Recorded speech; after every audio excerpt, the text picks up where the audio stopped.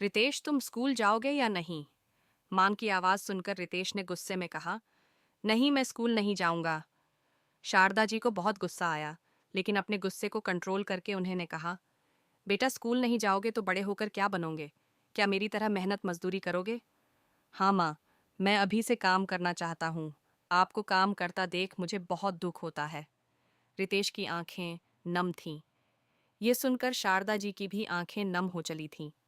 पहले पति की बीमारी से जूझती रहीं।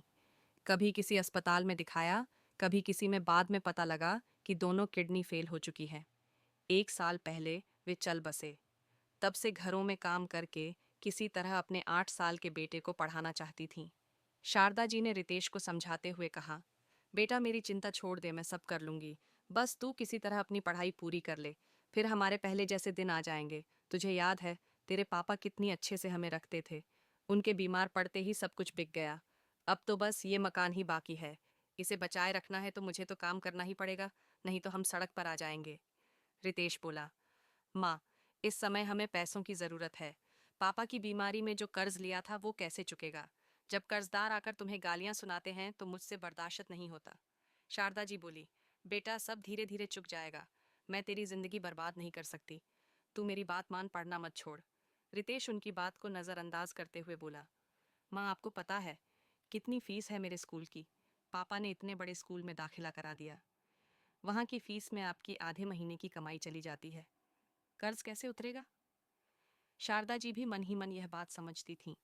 उनकी हैसियत नहीं थी अब उस स्कूल में पढ़ाने की, लेकिन उन्हें याद है उनके पति ने कैसे भाग दौड़ करके रितेश का एडमिशन करवाया था।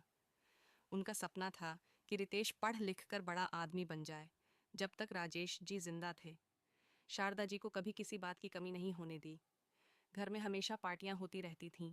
कभी कोई मेहमान, कभी कोई, हमेशा आते रहते थे। उनके स्वागत सत्कार में शारदा जी को बहुत खुशी मिलती थी।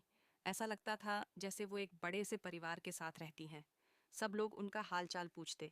लेकिन जब से राजेश जी बीमार हुए, धीरे धीरे सब ने किनारा कर लिया। जहाँ तक कि जब राजेश जी ने प्राण छोड़े, वहाँ शारदा जी और रितेश के अलावा कोई नहीं था।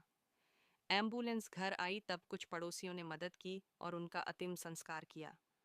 उस दिन से आज तक उनका एक भी करीबी रिश्तेदार उनसे मिलने नहीं आया। हाँ, एक दूर के रिश्तेदार ने कई बार मकान खरीदने की बात की, लेकिन शारदा जी ने उसे फटकार दिया। दोनों माँ बेटे एक दूसरे को समझा रहे थे, तभी दरवाजे की घंटी बजी।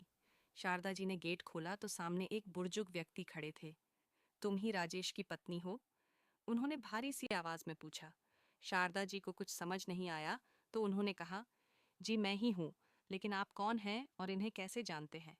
बेटी, क्या मैं अंदर आकर बैठ सकता हूँ? बहुत दूर से आया हूँ। क्या मुझे एक गिलास पानी मिल सकता है? एक ही सांस में सब कुछ बोलकर वे बुजुर्ग जवाब का इंतजार करने लगे। शारदा जी ने कहा, हाँ हाँ, आप अंदर आइए, बैठिए, मैं आपके लिए पानी लाती हूँ। शारदा जी के जाने के बाद बुजुर्ग सामने पड़ी एक पुरानी सी कुर्सी पर बैठ गए। रितेश से बात करते हुए उन्होंने पूछा, बेटा, कौन सी क्लास में पढ़ते हो? जी, 3rd में। इतना कहकर रितेश चुप हो गया। शारदा जी पानी लाईं। पानी पीकर बुजुर्ग ने कहा, बेटी, यहाँ बैठो, मेरा नाम शांतिलाल है। तुम्हारे पति मेरी ही कंपनी में काम करते थे। बहुत छोटी उम्र से उन्होंने मेरे यहाँ नौकरी कर ली थी। धीरे धीरे उन्होंने मेरा विश्वास जीत लिया। मेरी कंपनी की सारी जिम्मेदारी वे अकेले संभाल रहे थे।